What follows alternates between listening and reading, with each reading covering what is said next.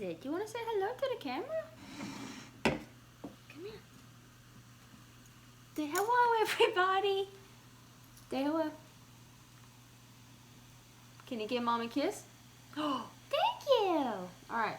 You want to sit beside me? Because I know you're going to be lonely.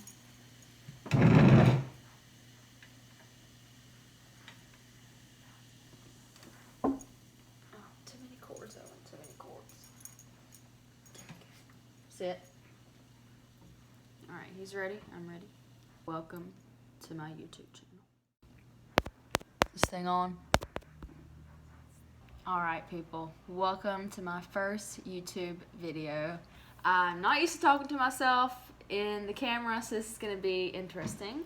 But a little bit about me before we get started in case you don't know me. My name is Haley.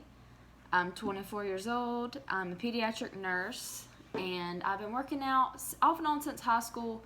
I used to race dirt bikes, so that's what I did until I graduated high school, and then college I got into lifting more in general, kind of working out for aesthetics.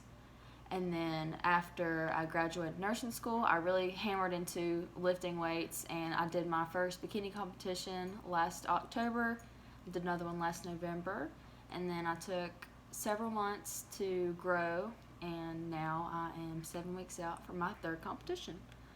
So that's a little bit about me and my health background. So I just want to say thank you to everybody that submitted questions. I was really nervous at first. I called my mom and I was like, I'm afraid nobody's going to ask any questions and then I'm going to look weird. But you never know if you never try. So I got tired of thinking, what could I do? And just went for it. So I actually have, how many questions? I have 13 serious questions and then 6 questions of my friends that were funny, but I'm still going to answer them because I said I was going to answer a question. So thank you really though to everybody that submitted a question, just because it means a lot to me that you would trust me with answering these questions, because your health is important, and so thank you for trusting me with that information. Another thing, I am going to put timestamps in the description. So it'll have like the time and then what question it is. So if you just want to skip down to your question or questions that you're interested in instead of watching the whole video, you can do that. Disclaimer, I'm not a doctor. I do not have any official like personal training certifications. However, I am a nurse, so I do know about nutrition and health from that standpoint. But also, I listen to this stuff all the time. Like every time I'm in the car, I'm listening to podcasts trying to learn more. So take with that what you will. Let's just get into it. Okay, so question number 1, how do you feel about fasting? So it depends on what the purpose is for it. I'm assuming maybe this is for like weight loss purposes. So the pros of it would be you eat less overall in the day, just because you have this break from, I don't know, 9 p.m. to 2 p.m. where you don't eat anything, and then you just eat in the 2 to 9 p.m. window. And it's good for somebody, I guess, if you don't really care about breakfast, or you're not really hungry, if you don't have a huge appetite in the morning. Personally, I don't use it because I will get very, very hangry. I have to eat pretty much as soon as I wake up. So I personally haven't ever tried it because I know I'm a hungry person. It can, I feel like, lead to overeating if you don't eat for a long time, and then it's like 1:30, 2 o'clock in the evening, and you're like, oh my gosh, I need to eat. Like your blood sugar, you get the shakes, and you're like, I gotta eat something, and then there's donuts in the break room, and you're like, yep, I'm gonna get this. So I feel like it can kind of lead to that. Overall, it's not necessary if you want to lose weight.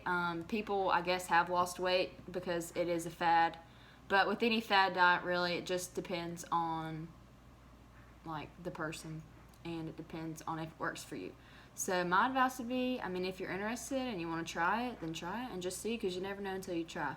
But just don't starve yourself. If you really feel like you're starving, then I wouldn't recommend it. Number 2, how do you determine what you need each day as far as protein, carbs, fats, and calories? I struggle with trying to lose weight.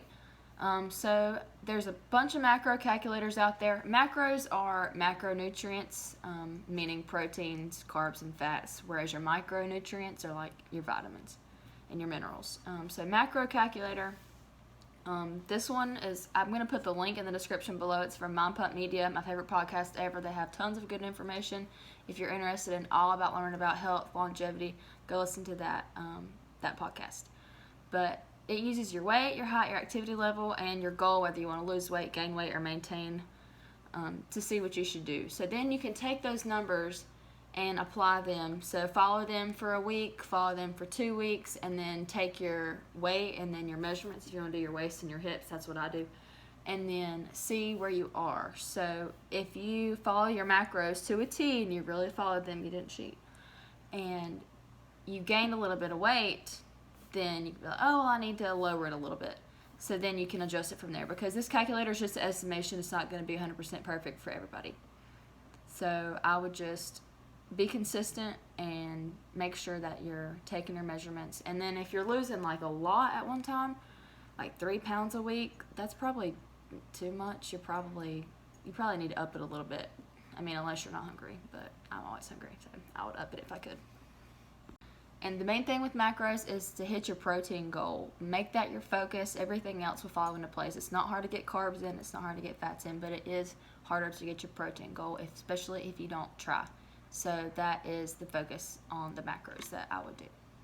Number 3, best way to get rid of tummy fat. So I wish that we could spot reduce, because I would be taking all the fat off my belly, but you can't. So you're going to have to overall lose some body fat if you want to lose it from your tummy.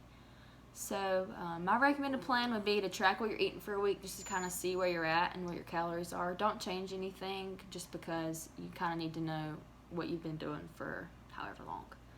And then use the macro calculator like we just talked about to kind of see where you should be to be in a little bit of a calorie deficit, and then start tracking your measurements. And I would also add in some strength training 2 or 3 times a week, just because it's going to help you burn more calories. And also, whenever you're building muscle, the muscle, like just existing, you burn more calories because muscle is expensive. So reducing your calories, nothing extreme, don't starve yourself, but that and increasing your strength training, I think that you'll be able to see your body fat go down. Okay, number 4 is multiple parts, but it's really good. So she said, I've lost 50 pounds, but I need to build muscle. I know I have to eat clean to lose weight and keep it off. I get burnt out on the same clean meals. What do you eat when you're building muscle? Meal plans, do you alternate running days with weightlifting days? So pertaining to I get burnt out on the same clean meals, think about like the favorite stuff you like to go out to eat, and then try to make a cleaner version of it at home. So if you like to go to Kobe's and get some hibachi, then try to make it at home, and you're still getting that, oh, I'm about to sneeze, I'm sorry. Oh, okay, sorry. You're still getting that meal that you really wanted, but you're not getting the thousands of extra calories from the big portions and the oil and the butter. So try some of your restaurant favorites at home. Pinterest has all kinds of stuff like copycat everything from everywhere. So you can still eat clean, and it doesn't have to be so boring. Secondly, I would say choose a goal. Like, are you going to continue to lose weight, or do you really want to build muscle? If you've been dieting for a long time, I would try to go the other direction and go in a little bit of a calorie surplus. You can use a macro calculator like I was talking about. If you want to build muscle, you're going to have to be in a little bit of a surplus. It doesn't have to be a huge, dirty bulk, 500,000 calorie surplus where you're just eating Ben & Jerry's and pasta and whatever you want. You should still do it in a smart and, like, strategic way, but you're going to have to eat more calories to build muscle. So what do you eat when you're building muscle? I pretty much eat the same kinds of foods if I'm building versus if I'm cutting. It's just the quantity that changes. So my meals, I've got protein as the staple. So chicken, steak, fish, ground beef, egg whites, ground turkey, any kind of meat, lean meat. I mean, if you've got like access to bison or deer or whatever. And then I have simple carbs like sweet potato, regular potato, rice, and the vegetables. That is basically how I do it, just because I know I'm going to get my protein in, which is important for me personally, because I'm trying to build muscle all the time, or trying to keep it in my cut. snacks to boost your protein intake. The biggest thing with build muscle is you want to make sure you get your protein in. So snacks to boost protein intake. You can do protein bars. Sorry, my dog's licking my water bottle. Protein bars, 20 grams of protein or more, or close to 20. So like 1 bar or Quest bar. The little Nature Valleys that are like this big, or the fiber ones, those have like 6 or 7 grams of protein, and it's just a marketing gimmick. Like, those are full of sugar and they're not good. No. So definitely get a protein bar that has at least 15, I would say 15 or more grams of protein. Protein shakes are very good, but you do not have to use them. Like I said, they're only for if you need more help getting your protein intake in. Other good ones, beef jerky, turkey bacon, and Greek yogurt as well. As far as the meal plan part, I'm on a meal plan because I'm in competition prep, but it's not necessary. I like it because you can look at it and you know your options instead of having to calculate everything every single day. But like I said, it's not required. And then, do you alternate running days with weightlifting days? If you're trying to build muscle, I would try to do as little cardio as possible, just because, like, it's kind of sending different signals. So if you've got a marathon runner, look at their body style. Like, they're very slim, they don't have a lot of muscle, they're very good at what they do, but they don't have the muscle that this person says that they want. So I would try to reduce cardio down. Like, for example, I was only doing 20 minutes 3 times a week during my off season, just for like general health. So try to get your steps in, but I wouldn't try to do any 5K runs, anything like that, really, if you're trying to build muscle and that's your main goal. Okay, some of your favorite recipes or meals, breakfast, lunch, or dinner. We all know that I love food. So, breakfast, my breakfast I eat every day is literally so delicious, and I love it so much. Egg whites, 1 egg, some oats with stevia drops, and cinnamon, and peanut butter. But the trick is to put the peanut butter, cook your oatmeal, then put the peanut butter on the side of the bowl, and then reheat it for like 10 seconds and put the lid on there and let the peanut butter melt. I'm telling you, next level.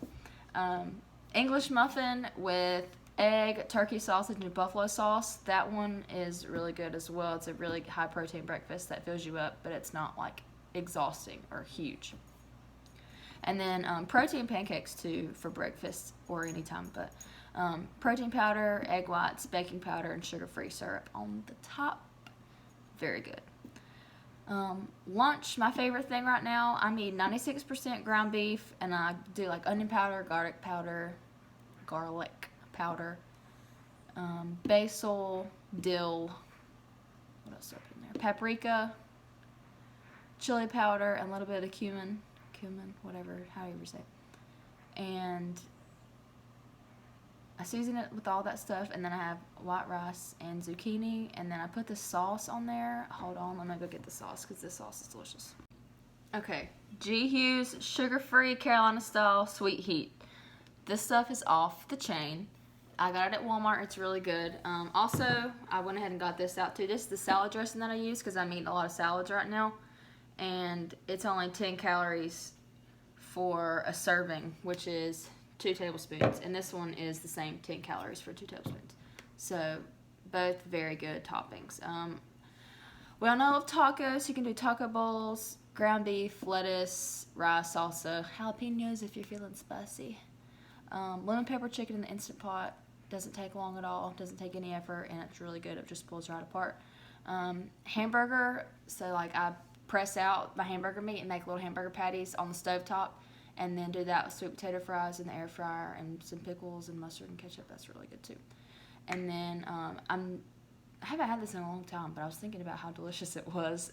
Not in prep, but pasta with turkey sausage, like mixed in, obviously, with spaghetti sauce and red pepper flakes. Spicy spaghetti. Oh, and some rotel. That was another thing I put in there was rotel. My favorite food of all time is ice cream, and I have not had any in a while, so I will be partaking in that on the night of August 14th. Simple meals the whole family will eat is the next question. So when I think simple, I think fast. So the crock pot and the Instant Pot are the 2 fastest ways to cook meals, in my opinion. So the Instant Pot, you can put a whole 3-pound bag of frozen chicken in there with some chicken broth, whatever seasoning you want. 16 minutes on high pressure, and then like between the time it builds up pressure, which is like 15-20 minutes, and 16, you have chicken for days in like 30-45 minutes. And you don't have to do anything, literally just put it in there and walk away. So that I would highly recommend. Tacos, of course, you could do that. Y'all know I love tacos. I feel like I've mentioned tacos like 6 times. Other quick things, this is amazing. So this, they have other flavors too, I believe, but you put as much water as you put dry rice in. Well, first you put your water in the pot. So like if you're doing 2 cups of water, then you put 2 cups of this in after that water's boiled. So let your water boil, add 2 cups or however much. The instructions are on here, but I don't know why that's funny. But then you just put the lid on it and let it sit there for 5 minutes, and you have a whole thing of rice without having to do a rice cooker, without having to, like, I've never had it stick, I've never had any problems, and then you can make like as much as you want depending on how big your container is. So this is amazing, and it's super cheap. You can get veggies in steamable bags, or you can just make them in bulk too.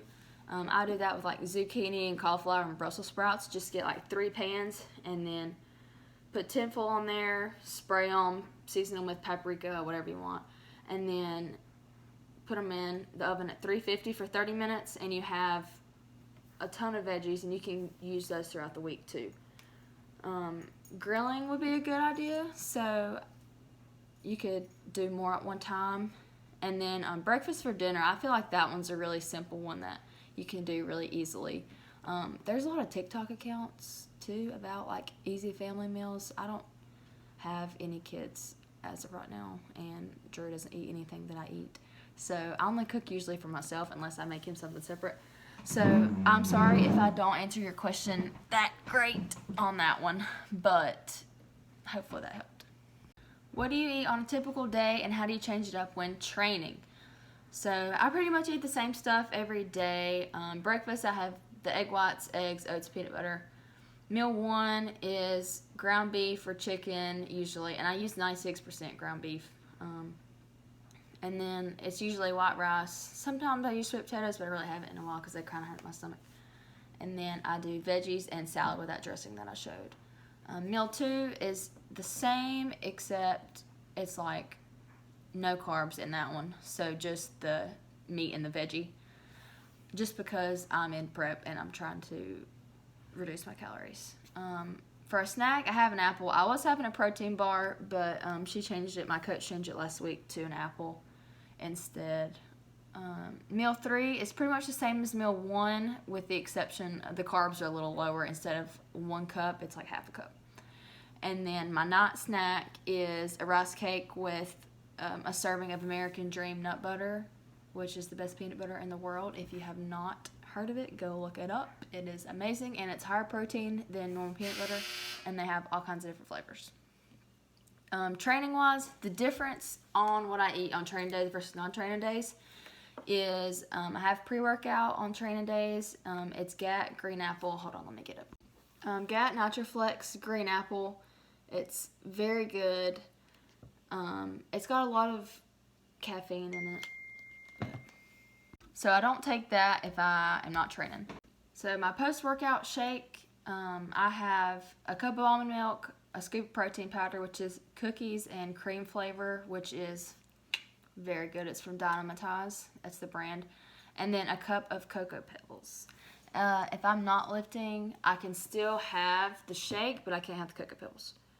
I was having a Gatorade during my lifting sessions, but we just took that out last week with my coach. I say we, but it was her. I would much rather have it back, but you know, just to reduce calories a little bit more.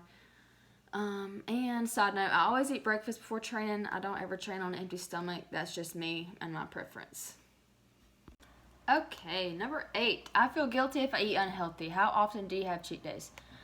So me right now, I'm in competition preps. I don't have any cheat days. Before prep, I was having 1 or 2 a week, and that is personally so important for my sanity, just to feel like I'm not so restricted.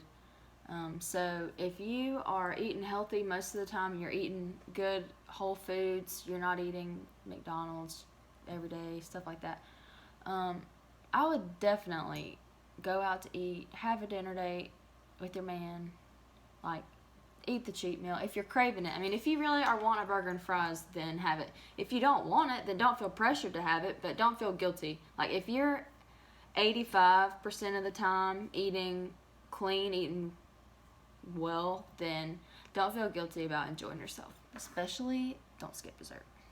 Okay, number 9. Do you use pre-workout protein? And if so, what do you use, and does it make a big difference?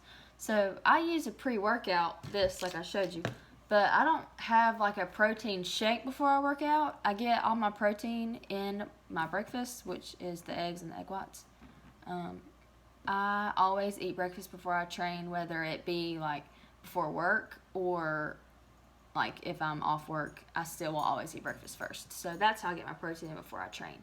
My pre-workout makes a really big difference with training just because it gives me the extra kick, the extra focus, and helps me not get nice and full and get a good pump in the gym. Okay, number 10, meals I can make and take on the road with me that can be kept in a cooler and not go bad. This is my truck driver friend. So I would recommend meal prepping before you leave, and you can do that in bulk, like I talked about earlier, doing your chicken in bulk, getting a pound or 2 of ground beef and cooking it up in bulk. Do the rice like I showed y'all. You can also do even sandwich meat or hard-boiled eggs. You can make like a wrap with some turkey. And then non-perishable stuff that you don't have to keep in a cooler. You could do canned tuna or canned chicken. They also have packets of tuna with different flavors. The one I really like is jalapeno flavor. It's really good.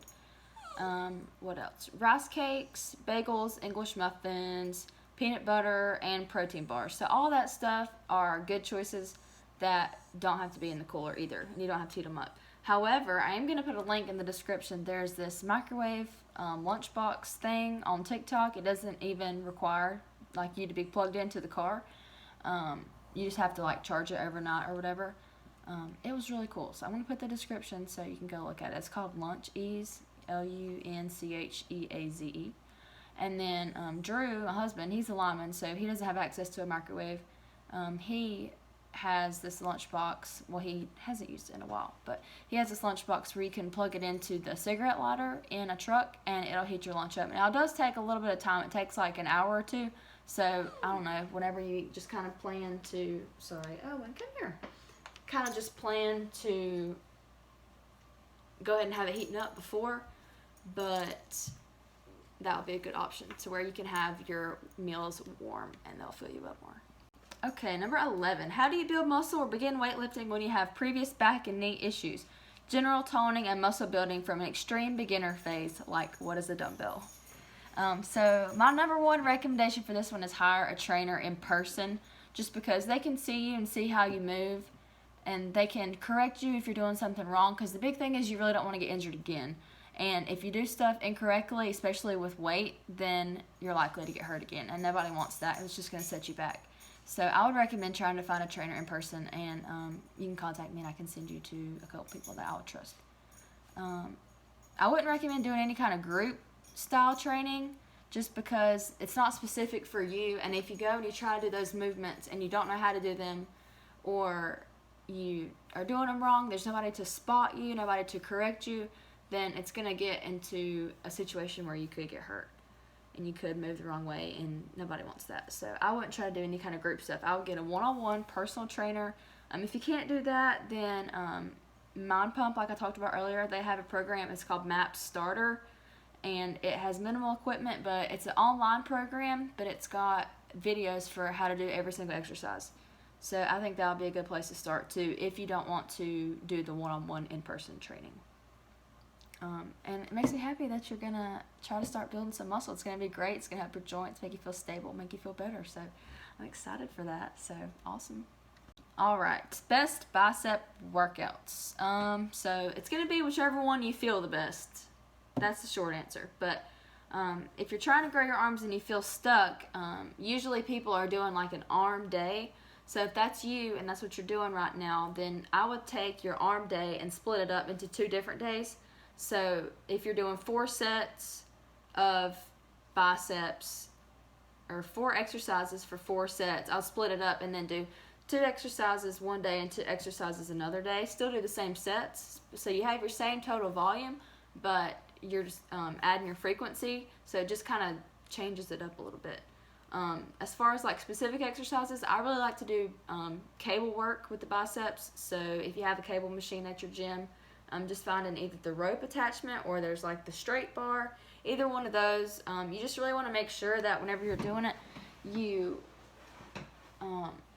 don't just flick your wrists. So like whenever you're going down, come up, don't like curl it with your wrist. Like you want to curl it with your biceps. So up and down, not up and down. And then keep your elbows still too, and keep them kind of to your sides. My arms look really huge. They're not that big in person, I swear. Yeah, so that's what I recommend for that. Okay, number 13. This one is long but very good. I'm currently in the process of trying to lean out a bit. I'm not trying to lose weight, just more so change my body composition. I go primarily by waist measurement and body fat measurement with the pinchers, but I incorporate scale weight as well. How do you determine a sustainable, healthy, yet high performance body fat percentage goal and waist girth measurement? Have a goal in mind, but I don't want to go too high or too low. I want whatever my goal is to be sustainable, and I want my body to run at the absolute efficiency possible for me, if that makes sense. So, just to kind of say what body composition is, it's kind of what your body's made up of. So, I think she is trying to say that she wants to decrease her body fat and increase her muscle. So, you can do this by eating in a little bit of a calorie surplus, even to like just 200 or 300 calories, not dirty bulking. So, eating good whole foods, but eating more than what you need, because that more is going to go to your muscle building. And then, what really the best part of this question, like the biggest thing that I would recommend, is not focusing so much on the numbers, because nobody in this whole entire world is going to know those except for you. So I would stay away from like certain number goals and change it to kind of like performance or aesthetic goals. So like you want to grow your shoulders and you want to grow your glutes. Say that 3 times fast. So I would try to stay away from the numbers, because like what if you get down to a 25-inch waist, but you still don't like the way you are looking overall? Then it's like, well, I have a 25-inch waist, now what? So I would kind of use those as like a guideline. So, I mean, you can take your measurements and then see, okay, I'm fueling my body with this much calories, my waist keeps increasing, maybe it's too much, and then dial it back a little bit. I would use it that way instead of like, I will be happy when I have a 23-inch waist, and that is the only way that I will be happy. So, because really, nobody's going to know how little your waist is except for you.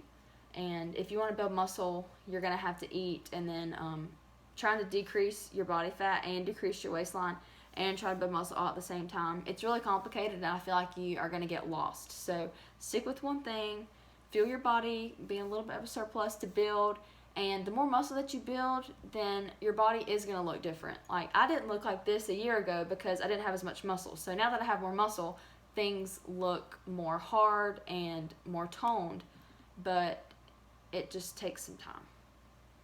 So use the body fat percentage and measurement to track your progress. So you can measure weekly or bi-weekly and see if you're seeing big increases in body fat, your calories are too high. If you're losing weight a lot, you'll probably need to increase your calories a little bit if you really want to build muscle.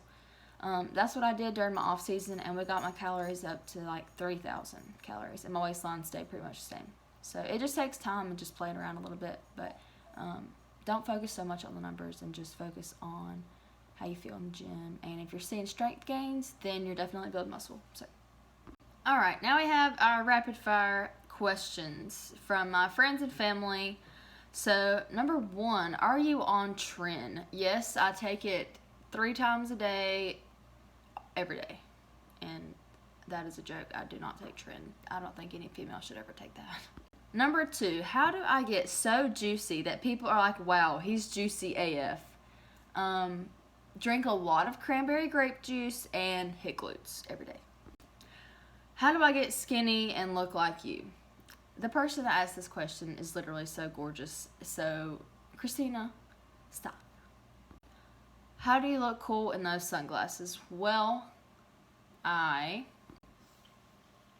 don't. I look like Eric Church. Let's be real. How can I be as cool as you? Turn your thermostat down to 66 degrees Fahrenheit. And number 1, why are you such a badass, and how can I be like you? Lift heavy weights, eat good food, have fun, cuddle your dog.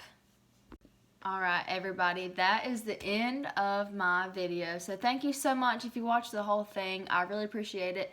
Anybody that watched, I hope that I answered your question and you got something out of it, and hopefully you learned from other questions too. Like and subscribe to the channel. I'm going to put some more info out here. And feel free to leave a comment if you have a question about something that we talked about. If you have feedback, positive or negative, I'll take either one. Or if you just want to say, hey, whatever you want, just put it in the comments. And with that, thank you so much for watching, and we're going to sign off. Say bye, Owen!